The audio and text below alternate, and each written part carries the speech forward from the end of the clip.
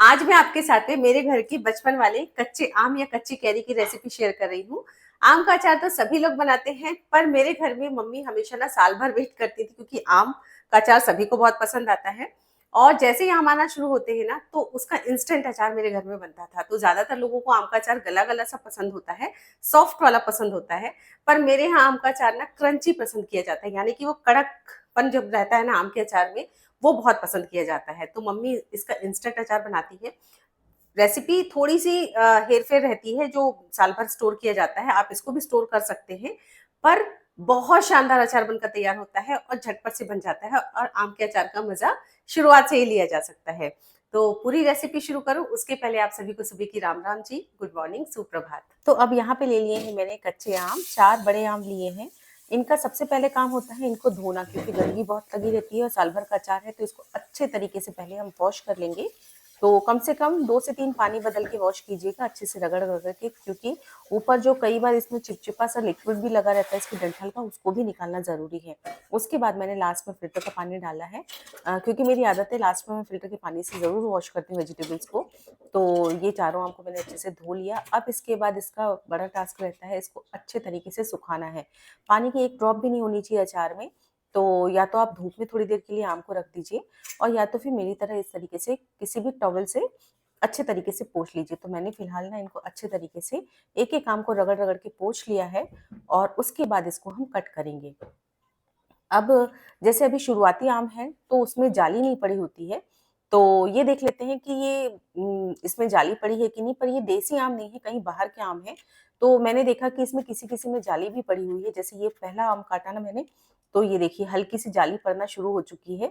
तो कट तो गया, लेकिन हल्की जाली इसमें पड़ी हुई है। तो बीच की गुठली मैंने निकाल ली है, पर सेंटर वाला पोर्शन ना हार्ड सा था थोड़ा, और किसी में बिल्कुल जाली नहीं है, पर किसी में जाली भी है। तो यहाँ पे इसके बीच वाले कड़क पोर्शन को मैं निकालती चली जा रही हूँ चाकू से। तो ये तो एक्चुअली चाकू से कट जा रहा है, क्योंकि जाली इसमें सख्त नहीं है।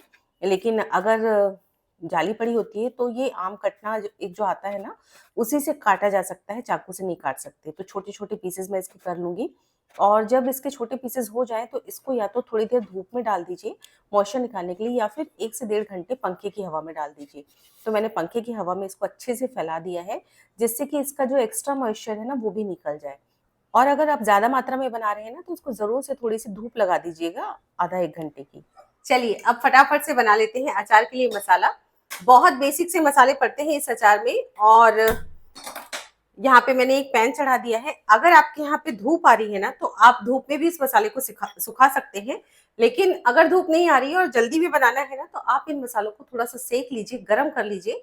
कुछ मसालों को सेकना जरूरी होता है, अच्छे तरीके से सेकना जरूरी होता है, और कुछ मसालों को सिर्फ गर्म कर लेना रहता है। कुछ मसालों को दरदरा पीस के डालते हैं, और कुछ मसालों को बिना पीसे डालते हैं। तो थोड़ा अलग अलग तरीके से हम मसालों को तैयार करेंगे। तो जिन मसालों को अच्छे तरीके से हमको सेकना है ना, सिर्फ धूप लगाने से काम नहीं चलेगा, उन मसालों को मैं पहले सेक के निकाल लूंगी। तो यहाँ पे मैंने एक पैन ले लिया है, और इसमें डाल देंगे 1 टीस्पून मेथी दाना। मेथी दाने को अच्छे से सेकिएगा, वरना ये लसलसापन आ जाता है और स्वाद भी अच्छा नहीं आता है अचार में। और 1 चम्मच मेथी दाने के बाद यहाँ पे 2 से 3 टेबलस्पून मैंने ले लिया है सौंफ को। और इन मसालों को हमको दरदरा सा पीसना रहेगा, इसलिए मैं इसको पहले सेक के अलग निकाल लूंगी। इनको साबुत नहीं डालेंगे, हल्का सा पीस के डालेंगे। और कभी भी इस तरीके के सूखे मसाले जब भी आप ड्राई रोस्ट करें ना, तो आंच को धीमी रखिए, धीमी धीमी आंच पे इनको ड्राई रोस्ट कीजिए ना, तो अंदर तक ये सिकते हैं, और अचार हमारा काफी टाइम तक, सालों साल तक बढ़िया बना रहता है। तो आम के अचार को जो मैं बता रही हूँ, ये मेथड बिल्कुल आप साल भर भी डाल सकते हैं इस अचार को। लेकिन अभी जो शुरुआती आम रहते हैं ना, वो आम उतने परफेक्ट नहीं रहते अचार डालने के लिए साल भर के लिए। इसलिए मैं मतलब आपको बता रही हूँ कि ये इंस्टेंट अचार बनाइए, थोड़ा सा बनाइए, खत्म कीजिए, और फिर फ्रेश बना लीजिए। और साल भर वाले जो आम का अचार डलता है, वो लास्ट लास्ट में आते हैं, जब गर्मियां खत्म होने वाली रहती है, और उनका अचार जब डालेंगे ना, बहुत परफेक्ट बनता है। और वो साल क्या, 2-3 साल तक भी अगर आपका चलता है, तो वो बिल्कुल खराब नहीं होता है। और यहाँ पे लगभग 3-3.5 मिनट मैंने इस मसाले को भून लिया है। बढ़िया तरीके से खुशबू आने लग गई है, और बस जरूरत से ज्यादा मत भूनिएगा, गैस को कर दूंगी ऑफ। और इसको निकाल लेंगे एक प्लेट में और इसको हम ठंडा होने देंगे। अब दोबारा से गैस को ऑन करूंगी और धीमा करने के बाद सेम पैन मैंने दोबारा से चढ़ा दिया है। तो अभी जो मसाले हमने भुने थे वो तो पीसे जाएंगे, दरदरे से पीसे जाएंगे। अब ये मसाले नहीं पीसे जाएंगे, लेकिन इनको हल्का सा गर्म करना जरूरी है। ये है अचार वाली राई की दाल, जो पीली वाली सरसों आती है ना, उसकी ये टूटी वाली राई मिलती है, अचार की दाल बोल के ही मिलती है। तो इसको डालिएगा, अदरवाइज अगर ये नहीं मिलती है तो आप क्या करिए कि जो पीली वाली सरसों होती है ना, उसको हल्का सा दरदरा सा क्रश कर लीजिए। अब इसको सेकना जरूरी नहीं होता, लेकिन चूंकि ना अचार में डाल रही है तो या तो धूप लगा लीजिए, आप अच्छी धूप लगा लीजिए तो भी बात बन जाएगी, और वरना आप इसको हल्का सा पैन में डाल के सेक लीजिए।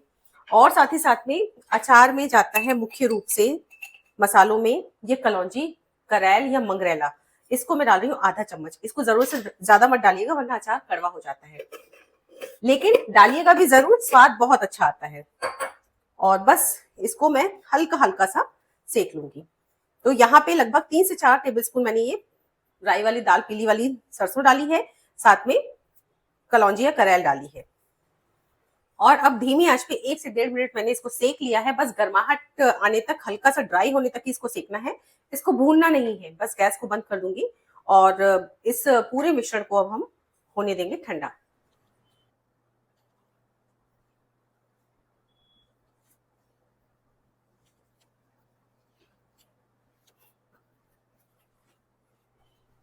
अब यहाँ पे एक ग्राइंडिंग जार लेंगे और ये जो हमको दरदरा मसाला क्रश करना है ना, वो ठंडा हो चुका है। सारे मसाले को मैं डाल दूंगी ग्राइंडिंग जार में और बस इसको हम दरदरा सा क्रश कर लेंगे। ध्यान दीजिएगा कि महीन नहीं क्रश करना है, बिल्कुल दरदरा सा क्रश करना है।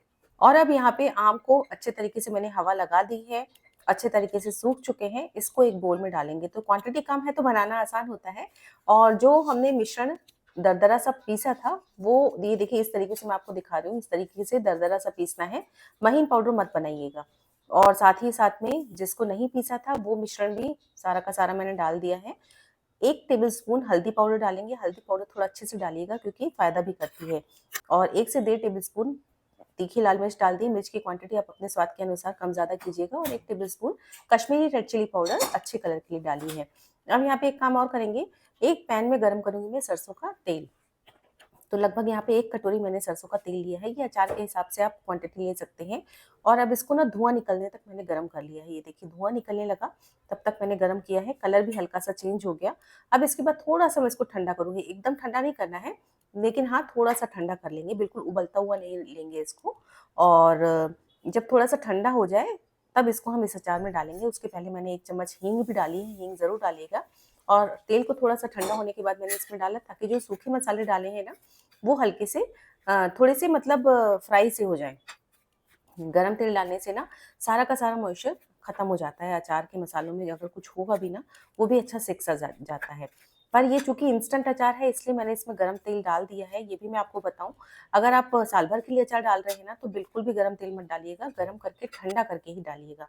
सब चीज़ों को मिक्स कर दिया, उसके बाद यहाँ पे डाल दूंगी मैं नमक। अचार में नमक और तेल एक प्रिजर्वेटिव का काम करता है, तो नमक भी थोड़ा सा हाई रखिए, क्योंकि अचार आम में गूदा होता है, पल्प होता है ना, तो थोड़ा सा नमक चढ़ने में टाइम लगता है, तो क्वांटिटी भी ज़्यादा लगती है। सब चीज़ों को मिक्स कर लिया है और ये देखिए हमारा इंस्टेंट आम का अचार बनकर तैयार हो चुका है बिना धूप का। अब इसको एक धुआं देंगे, कोयला गरम करेंगे, इसमें थोड़ी सी हींग डालेंगे और सरसों का तेल डालेंगे और फटाफट से जिस बर्तन में, जिस बॉटल में इसको स्टोर करना है उसको उल्टा करके रख देंगे। इससे ये पूरी बॉटल स्टरलाइज हो जाती है। और कांच की बॉटल में ही स्टोर कीजिए, तभी अचार काफ़ी लंबे समय तक टिका रहता है। तो यहाँ पर इस बॉटल को मैंने उल्टा करके रख दिया है और अच्छे से सूखी बॉटल होगी, इस बात का भी पूरा पूरा ध्यान दीजिएगा। और जब इसको 5 से 7 मिनट मैंने धुआं लगा दिया, फटाफट से इसमें हम अचार डालना शुरू कर देंगे। तो ये देखिए शानदार हमारा इंस्टेंट आम का अचार बनकर तैयार हो चुका है। अब इसको आप साल भर के लिए भी स्टोर करके रख सकते हैं। तेल की मात्रा इसमें थोड़ी ज़्यादा बढ़ा दीजिएगा, मेरे यहाँ तो ये फटाफट से खत्म हो जाएगा, इसलिए मैंने इसमें तेल थोड़ा सा लिमिटेड ही डाला है। लेकिन अगर आप साल भर के लिए रखते हैं ज़रूर से तेल ज़्यादा बढ़ा दीजिएगा और धूप भी अच्छे से लगा लीजिएगा आम के पीसेज में। तो ये देखिए कितना बढ़िया आम का अचार बनकर तैयार हुआ है। सच में ये आप ना हर 15 दिन में बना सकते हैं और इसको एंजॉय कर सकते हैं, बहुत ज़्यादा टेस्टी लगता है। आप इसके साथ पूरी, पराठा, दाल, चावल जो भी खाना चाहते हैं वो खा सकते हैं। और हमेशा काँच की बॉटल में ही स्टोर कीजिए। नमक और तेल की मात्रा थोड़ी-सी ज़्यादा रखिए तो अचार आपका कभी भी खराब नहीं होगा। तो मेरा तो गाइज़ ये तीखा, चटपटा, आसान, स्वादिष्ट आम का अचार बनकर तैयार हो चुका है जो कि इंस्टेंट है।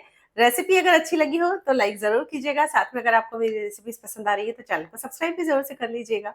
मिलती हूँ एक अगली और नई रेसिपी के साथ, तब तक के लिए take care and bye bye.